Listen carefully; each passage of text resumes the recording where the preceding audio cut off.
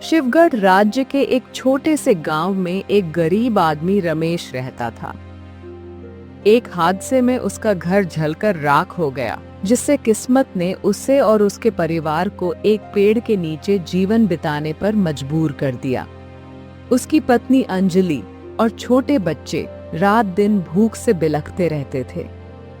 अंजलि पूरे दिन काम तलाश करते करते चप्पल घिस गई, लेकिन कोई काम नहीं मिला। हर दिन ऐसा ही हो रहा है। हम बस आस लगाकर जी रहे हैं, लेकिन बच्चों की भूख को कब तक नजरअंदाज कर सकते हैं? पिताजी, क्या हमें आज भी भूखा ही सोना पड़ेगा? पेट में बहुत जोर से दर्द हो रहा है भूख की वजह से। ये मासूम बच्चा इतनी भूख कैसे बर्दाश्त करेगा? तुम रोज खाली हाथ लौट आते हो। अब तो घर में कुछ भी नहीं बचा जिसे बेचकर मैं अपने बच्चे की भूख मिटा सकूं। अंजलि, सिर्फ आज के लिए सब्र कर लो। मैं कल कोई ना कोई इंतजाम जरूर करूंगा, चाहे मुझे किसी के सामने हाथ फैलाना ही क्यों न पड़े। क्या तुम दूसरों के सामने हाथ फैलाओगे? लोग क्या कहेंगे कि रमेश भी भीख मांगने लगा है। हम चाहे भूखे रहें या मर जाएं, लेकिन तुम किसी के आगे हाथ फैलाने की मत सोचना, वरना गांव में तुम्हारी कोई इज्जत नहीं बचेगी। सब तुमसे दूर भागेंगे। मैंने अब सोच लिया है, चाहे कितनी ही मुश्किलें आएं, मैं हार नहीं मानूंगा। काम ढूंढ के रहूंगा, चाहे इसके लिए मुझे किसी भी हद तक जाना पड़े। पिताजी, कल हमें खाना जरूर मिलेगा ना? बोलो ना पिताजी, बहुत भूख लग रही है। माँ, तुम ही बोलो ना। हाँ मेरे लाल, कल तेरे पिताजी तेरे लिए बहुत स्वादिष्ट खाना लेकर आएंगे। अब तुम सो जाओ, फिर हम सब मिलकर खाना खाएंगे। लेकिन माँ, भूखे पेट कैसे सोएं? यह भूख तो सोने भी नहीं देती। अंजलि किसी तरह अपने बेटे बिट्टू को बहलाकर सुला देती है। अगली सुबह रमेश बिना कुछ कहे फिर जंगल की ओर निकल पड़ता है।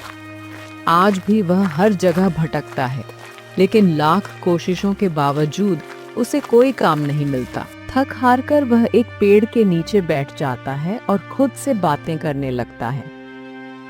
हे ईश्वर, क्या यही मेरी तकदीर है? मेरे बच्चों ने क्या बिगाड़ा है? वो मासूम हैं, फिर भी उन्हें एक वक्त का खाना भी नसीब नहीं हो रहा। मैं उन्हें भरोसा देकर निकला था कि आज उनके लिए कुछ खाना जरूर लाऊंगा, लेकिन मैं फिर भी खाली हाथ हूं। यह कहते कहते रमेश की आंखों से आंसू बहने लगते हैं। तभी उस राज्य के राजा, जो अपने कुछ सैनिकों के साथ जंगल की सैर पर निकले थे, रमेश को इस हाल में देखकर रुक जाते हैं। देखो, वहां एक आदमी बड़ी परेशानी में लग रहा है। हमें उसके पास चलना चाहिए। राजा रमेश के पास आते हैं और उससे पूछते हैं, तुम कौन हो और जंगल में इस तरह अकेले क्यों रो रहे हो? ऐसा क्या दुख है जो तुम्हें इस वीराने में ले आया? महाराज, मेरा नाम रमेश है। मेरा घर एक हादसे में जलकर राख हो गया। अब मैं अपने परिवार के साथ पेड़ के नीचे रहने को मजबूर हूं। ना कोई काम है, ना खाने को रोटी। मेरे छोटे छोटे बच्चे भूख से तड़प रहे हैं।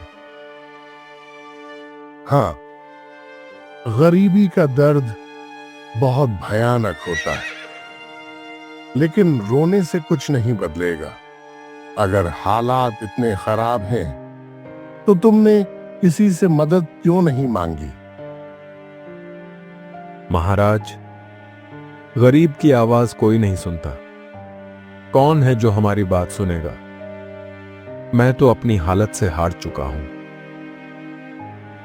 तुम्हारी बात सुनकर मुझे बेहद दुख हुआ, लेकिन शायद अब तुम्हारी जिंदगी बदल सकती है। मैं तुम्हें इस गरीबी से बाहर निकाल सकता हूं। सच महाराज, क्या ऐसा हो सकता है?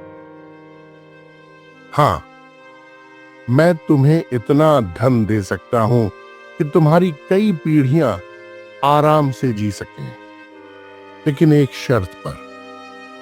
हाँ, लेकिन इसके बदले तुम्हें मेरी एक शर्त माननी होगी।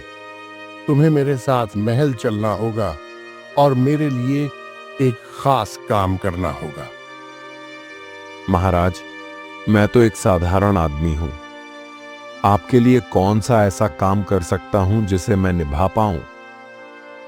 अगर तुम सच में धन और अपनी गरीबी से मुक्ति चाहते हो तो तुम्हें मेरी बात माननी ही होगी। बदले में मैं तुम्हें इतना धन दूंगा कि तुम्हारी कई पीढ़ियों तक कोई अभाव नहीं रहेगा। महाराज, आपकी मदद लेना चाहता हूं, लेकिन न जाने क्यों मेरे दिल में एक अजीब सी बेचैनी हो रही है। क्या यह सही होगा? तुम्हारे पास सोचने का ज्यादा समय नहीं है रमेश।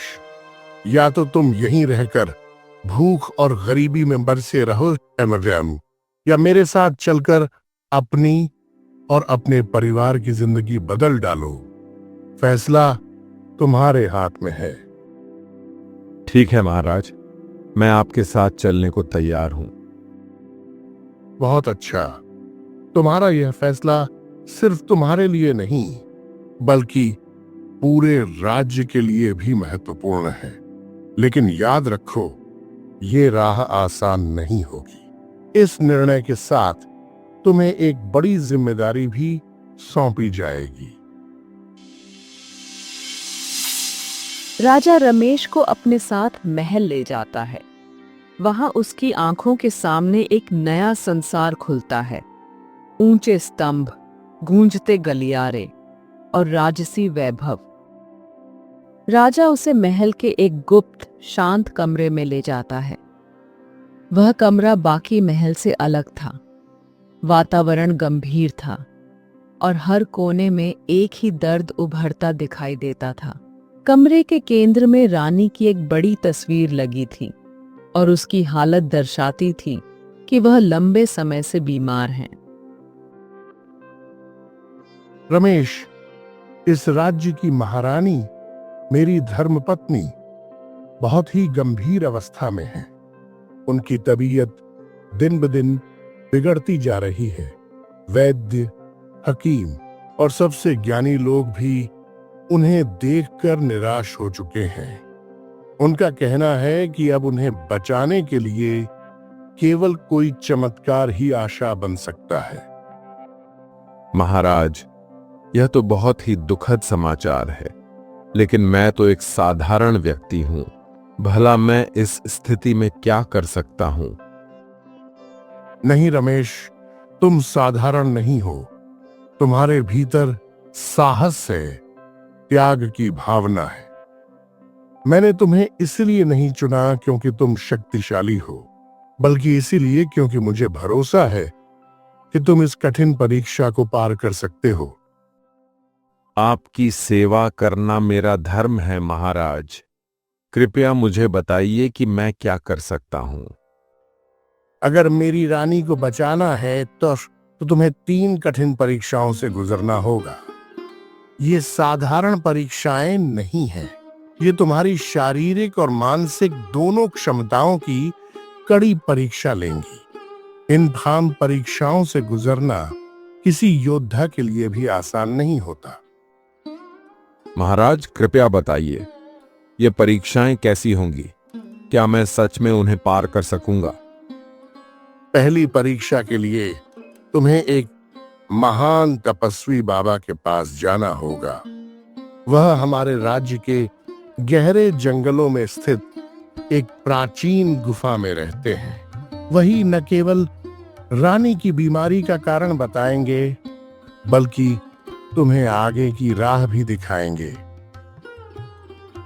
लेकिन महाराज, मैंने सुना है कि उस गुफा तक पहुंचने का रास्ता बहुत खतरनाक है। वहां जंगली जानवर, गहरी खाइयां और अंधकारमय रास्ते हैं। क्या मैं वहां तक पहुंच पाऊंगा? यह सच है रमेश, वह मार्ग खतरों से भरा हुआ है, लेकिन यही तो पहली परीक्षा है। सिर्फ रास्ता ही नहीं, तुम्हें अपने डर और कमजोर से भी लड़ना होगा। हर कदम पर तुम्हें आत्मविश्वास और धैर्य की परीक्षा देनी होगी। महाराज, मैं तैयार हूं। मैं अपनी जान की भी परवाह नहीं करता। अगर मेरी कोशिशों से रानी की जान बच सकती है तो मैं हर खतरे का सामना करूंगा। बहुत अच्छा रमेश, लेकिन याद रखना, यह सिर्फ एक कठिन यात्रा नहीं है, बल्कि तुम्हारे चरित्र और सच्चाई की भी कसौटी होगी। बाबा तक पहुंचने के बाद तुम्हारे सामने और भी कठिन निर्णय रखे जाएंगे। महाराज, मैं आपकी और रानी की सेवा में अपने प्राण भी अर्पित करने को तैयार हूं। अब मैं निकलता हूं। रमेश ने बिना देर किए अपनी यात्रा आरंभ कर दी। कई घंटे चलते रहने के बाद वह एक अजीब और डरावने जंगल में पहुंचता है। हर ओर घना सन्नाटा, पक्षियों की डरावनी आवाजें और जंगली झाड़ियों का शोर। यह जंगल कितना भयावह है। दूर दूर तक कोई नजर नहीं आ रहा। बाबा का तो कोई पता ही नहीं। लेकिन मुझे रुकना नहीं है। बच्चे भी भूखे होंगे और पेट मेरा भी खाली है। हे भगवान, मेरी सहायता करो। रमेश का शरीर अब थक कर चूर हो चुका था। भूख, प्यास और डर के बीच जब वह लगभग हार मानने ही वाला था, तभी उसे दूर एक गुफा की आकृति नजर आई। शायद वही है बाबा की गुफा, लेकिन यहां का माहौल बहुत अजीब है, बहुत डरावना। वह धीरे धीरे साहस जुटाकर उस रहस्यमय गुफा के भीतर प्रवेश करता है। अंदर एक सफेद दाढ़ी वाले वृद्ध तपस्वी ध्यान में लीन थे। उनके चारों ओर एक विशेष तेज फैला हुआ था। हे महात्मा, मैं राजा का दूत हूं। उन्होंने मुझे आपकी शरण में भेजा है। राज्य की महारानी गंभीर रोग से पीड़ित हैं। कृपया मेरी सहायता करें। आप ही उनकी अंतिम आशा हैं। तपस्वी ने धीरे से आंखें खोलीं। उनकी दृष्टि बहुत तीव्र थी, जैसे वह रमेश के भीतर तक देख सकते हों। तो तुम वही हो जिसे राजा ने भेजा है। लेकिन सुनो, मेरी सहायता पाना इतना आसान नहीं है। मैं यूं ही किसी को अपनी शक्ति का उपयोग करने की अनुमति नहीं देता। महात्मा, मैं हर परीक्षा देने को तैयार हूं। कृपया मुझे मार्ग दिखाइए। मुझे आपकी मदद की सख्त जरूरत है। मार्गदर्शन केवल उन्हें दिया जाता है जो वास्तव में उसके योग्य हों, लेकिन इसके लिए तुम्हें पहले मेरी एक कठिन शर्त माननी होगी। महात्मा, मैं आपकी हर शर्त स्वीकार करता हूं। कृपया बताइए मुझे क्या करना होगा। तुम्हें 3 सवालों के उत्तर देने होंगे। यदि तुमने सभी सही उत्तर दिए तो मैं तुम्हारी सहायता करूंगा। लेकिन याद रखो, अगर तुम्हारा कोई भी उत्तर गलत हुआ तो यह गुफा तुम्हारा अंतिम ठिकाना बन जाएगी। तुम यहीं कैद रह जाओगे हमेशा के लिए। यह सुनकर रमेश का चेहरा डर और घबराहट से भर जाता है। उसका शरीर कांपने लगता है। वह गहरी सांस लेता है और सोचने लगता है। रमेश, यदि तू जवाब नहीं दे पाया तो तेरे बच्चों का क्या होगा? उनकी भूख, उनकी तकलीफ, क्या तू उन्हें ऐसे ही छोड़ पाएगा? मैं क्या करूं? अगर मैं हार गया तो मेरी जान ही नहीं, मेरे परिवार की उम्मीद भी खत्म हो जाएगी। लेकिन अगर मैंने डर कर पीछे हट गया तो शायद मैं कभी खुद को माफ नहीं कर पाऊंगा। नहीं, मुझे यह जोखिम उठाना ही होगा। रमेश ने अपने भीतर साहस जुटाया, मुट्ठियां भींची और फिर गहरी सांस लेकर बाबा की ओर देखा। महात्मा, मैं आपकी शर्तें स्वीकार करता हूं। पूछिए अपने सवाल। मैं सिर्फ महारानी को नहीं, अपने परिवार को भी बचाना चाहता हूं। अच्छा, तो पहला प्रश्न सुनो। सच्चाई और झूठ के बीच सबसे बड़ा अंतर क्या है और क्यों सच्चाई पर चलना सबसे कठिन होता है? रमेश कुछ क्षणों तक चुप रहता है, फिर वह धीमे स्वर में बोलता है, लेकिन उसकी आवाज में दृढ़ता होती है। सच्चाई का रास्ता कठिन इसलिए होता है क्योंकि यह इंसान को अपने डर, लालच और कमजोरियों से आंख मिलाने पर मजबूर करता है। झूठ आसान होता है क्योंकि वो हमें इन सब से भागने का मौका देता है, लेकिन जो इंसान सच्चाई पर चलता है वही असली योद्धा होता है, क्योंकि वह अपनी आत्मा से झूठ नहीं बोलता। अच्छा उत्तर दिया। अब दूसरा प्रश्न सुनो। इस संसार में सबसे बड़ी ताकत क्या है जो हर कठिनाई को पार कर सकती है? सबसे बड़ी ताकत प्रेम है। सच्चा प्रेम हर डर, हर बाधा और हर कमजोरी को पार कर सकता है। यह हमें हमारे स्वार्थ से ऊपर उठाकर दूसरों के लिए जीने और कुछ करने की प्रेरणा देता है। यही सबसे बड़ा बल है। अच्छा, अब सुनो अंतिम प्रश्न। यदि तुम्हें अपने लक्ष्य तक पहुंचने के लिए अपने जीवन का सबसे बड़ा बलिदान देना पड़े, तो क्या तुम उसे स्वीकार करोगे? रमेश की आंखों में एक क्षण के लिए दर्द उभरता है, लेकिन उसका चेहरा दृढ़ता से भर जाता है। वह बिना एक पल गंवाए बोलता है, महारानी की जान बचाने के लिए मैं अपने प्राण भी त्यागने को तैयार हूं। मेरे लिए यही सबसे बड़ा धर्म है, दूसरों की सेवा, खासकर जब किसी की जान दांव पर हो। बाबा कुछ क्षण चुप रहते हैं, फिर वे अपनी आंखें बंद करते हैं, एक गहरी सांस लेते हैं और एक धीमी मुस्कान उनके चेहरे पर उभरती है। तुमने तीनों उत्तर सही दिए हैं रमेश। तुमने साहस, सच्चाई और समर्पण की परीक्षा पास की है। तुम वास्तव में उस मार्ग के योग्य हो जो सबके लिए नहीं होता। महात्मा, मैं आपका बहुत बहुत धन्यवाद करता हूं। इतना प्रसन्न मत हो अभी। अब असली चुनौती शुरू होने वाली है। जिन कठिनाइयों का सामना तुम्हें करना है वो तुम सोच भी नहीं सकते। कृपया मुझे बताइए, महारानी को बचाने के लिए मुझे अब क्या करना होगा? तुम्हें 3 दुर्लभ वस्तुएं लानी होंगी। 1. चमत्कारी बूटी जो एक गहरी घाटी के बीच उगती है। वहां पहुंचने के लिए तुम्हें खतरनाक और दुर्गम रास्ता पार करना होगा। 2. जीवन दान फल। यह एक रहस्यमयी जंगल में एक जादुई पेड़ पर मिलेगा, जहां धोखा, भ्रम और माया तुम्हारे धैर्य की परीक्षा लेंगे। 3. पवित्र आईना। यह एक रहस्यमय महल में छिपा है, जहां प्रवेश पाने के लिए तुम्हें अपनी आत्मा की सबसे गहरी परछाइयों से सामना करना होगा। महात्मा, अब मेरे पास पीछे हटने का कोई रास्ता नहीं है। कृपया मुझे आगे की यात्रा पर निकलने की आज्ञा दीजिए। जाओ रमेश, ईश्वर तुम्हारे साहस और नियत की परीक्षा लेगा, लेकिन अगर तुम डगमगाए बिना चलते रहे तो तुम न सिर्फ महारानी को बल्कि खुद को भी बचा लोगे।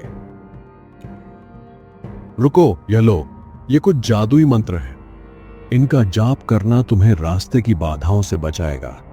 इन्हें सही समय पर प्रयोग करना, वरना इनका प्रभाव नहीं होगा। बाबा कुछ रहस्यमयी मंत्रों का उच्चारण करते हैं।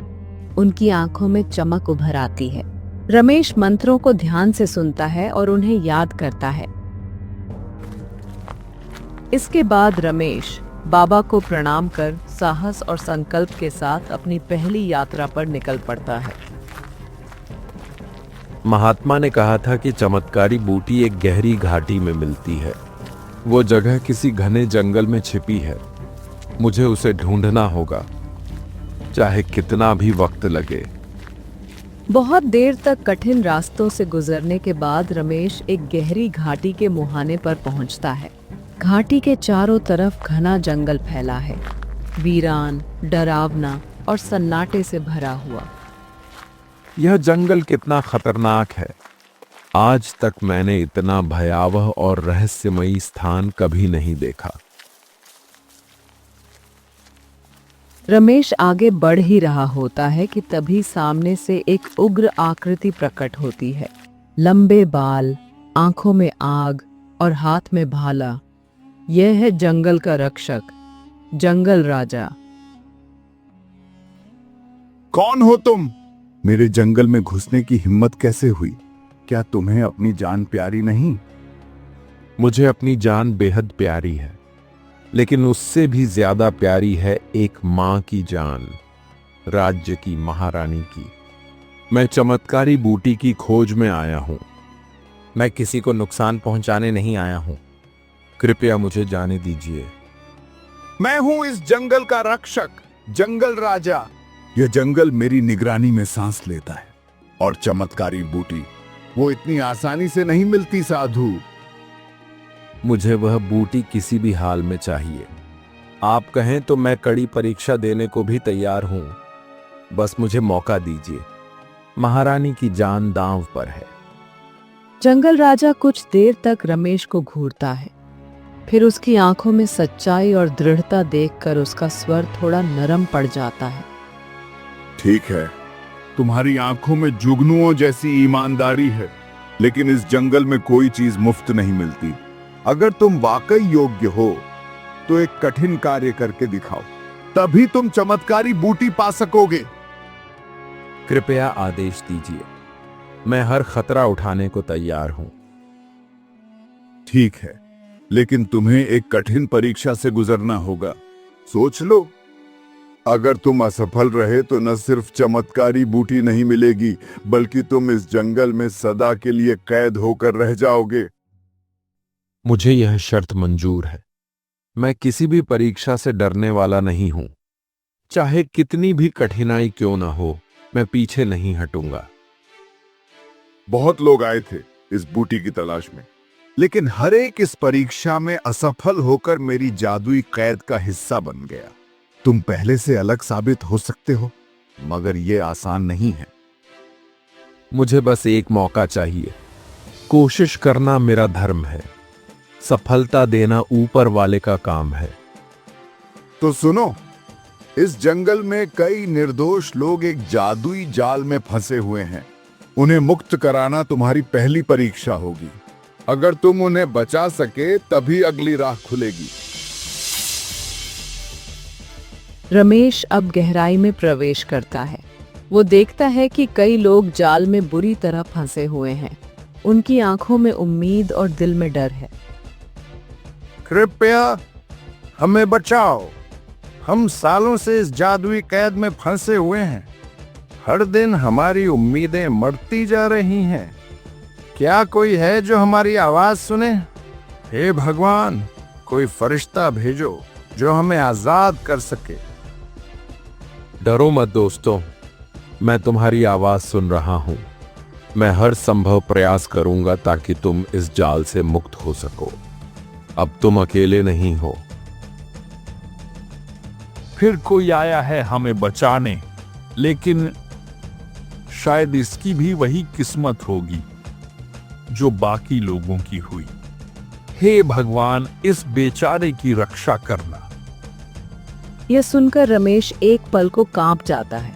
वो मन ही मन सोचने लगता है, अगर मैं भी इन लोगों की तरह मारा गया तो मेरे बीवी बच्चों का क्या होगा? लेकिन ये मासूम लोग वर्षों से इस जाल में फंसे हैं। क्या मैं खुद को बचाने के लिए इनकी जान से मुंह फेर लूं? नहीं, चाहे कुछ भी हो जाए, मुझे ये खतरा उठाना ही होगा। फिर रमेश ने साहस जुटाकर जैसे ही जाल को छुआ, एक जबरदस्त झटका लगा और वह दूर जा गिरा। ये क्या था? मैं तो इस जाल को छू भी नहीं पा रहा, फिर इसे खोलूं कैसे? वो बार बार कोशिश करता रहा, लेकिन हर बार वही झटका, वही नाकामी। तभी उसे बाबा की दी हुई जादुई मंत्रों की याद आती है। हाँ, बाबा ने कुछ मंत्र सिखाए थे। शायद अब वही मेरे काम आएंगे। रमेश जोर से बाबा का मंत्र बोलता है। जैसे जैसे मंत्र की आवाज गूंजती है, जाल कांपने लगता है और फिर टूटकर टुकड़ों में बिखर जाता है। हम आजाद हो गए। इस वीर पुरुष ने हमें मुक्त कर दिया। धन्यवाद। मित्रों, ये मेरा कर्तव्य था। तुम्हारी आजादी ही मेरी सबसे बड़ी जीत है। अब जाओ और स्वतंत्रता से जीना सीखो, डर के साए में नहीं। सभी कैदी खुशी से जंगल से निकल जाते हैं। इसके बाद रमेश लौटता है जंगल के रक्षक के पास। तुमने वो कर दिखाया जो आज तक कोई नहीं कर सका। अब तुम्हें वो मिलना चाहिए जिसके लिए तुम आए हो। रखवाला रमेश को चमत्कारी बूटी सौंपता है। रमेश उसे हाथ में लेकर संतोष की सांस लेता है। पहली चीज तो मिल गई, अब बारी है जीवन दान फल की। रमेश आगे बढ़ता है, पर भूखा प्यासा और थका हुआ। घना जंगल उसके चारों ओर सन्नाटा बुनता है। थोड़ी दूर चलने के बाद वह एक अजीब रहस्यमय जगह पहुंचता है। क्या यह वही जगह है या फिर मैं कहीं गलत दिशा में आ गया हूं? तभी उसे एक रहस्यमयी गुप्त आवाज सुनाई देती है। यदि जीवन दान फल चाहिए तो मेरी ओर चले आओ। यह सुनकर रमेश चौंक उठता है।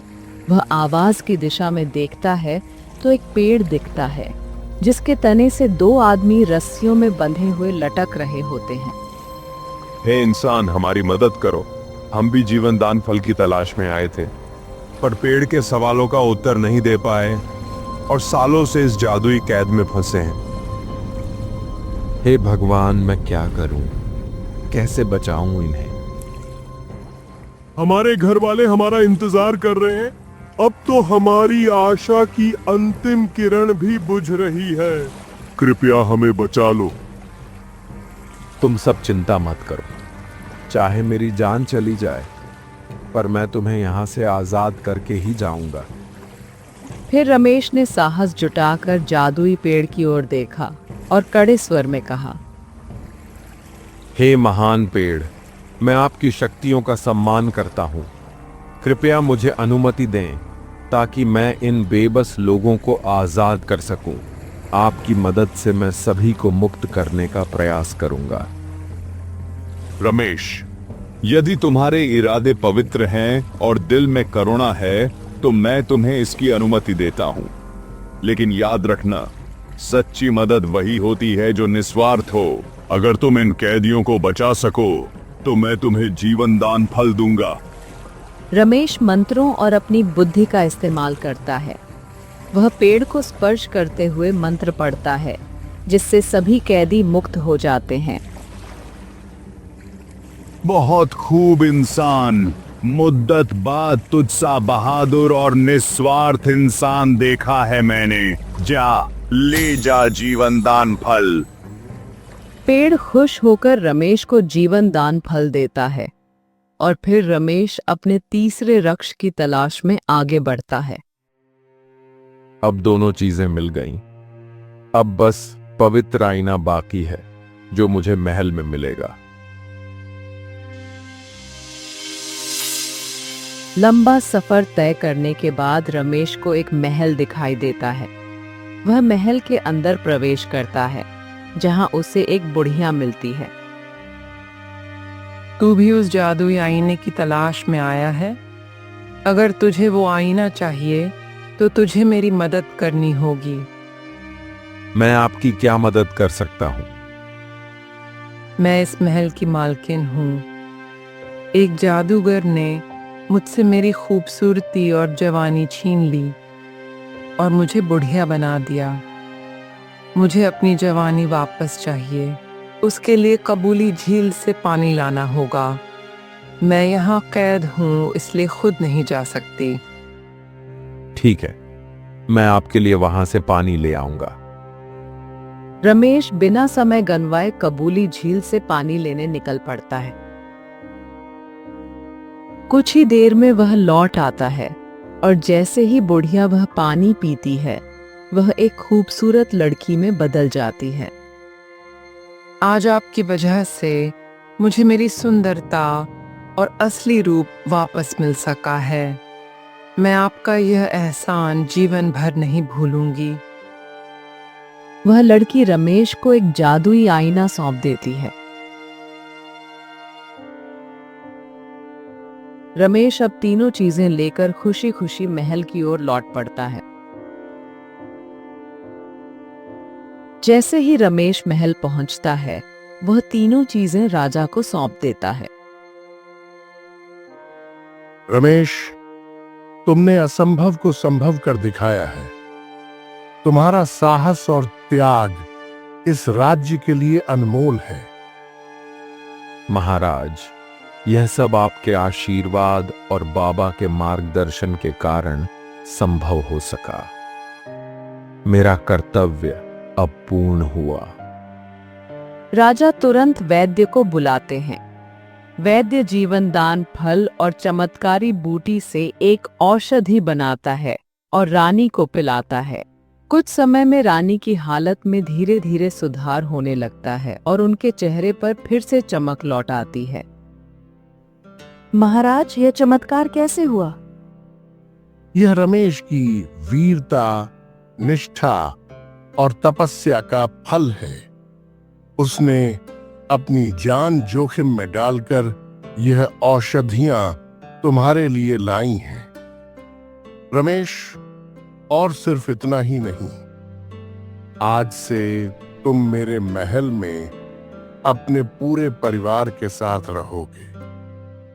तुम्हें एक महत्वपूर्ण पद भी दिया जाएगा। अब तुम्हारा पूरा जीवन सुख शांति से बीतेगा। रमेश, तुमने मेरा जीवन बचाया है। तुम्हारा यह उपकार मैं और यह पूरा राज्य कभी नहीं भूलेंगे।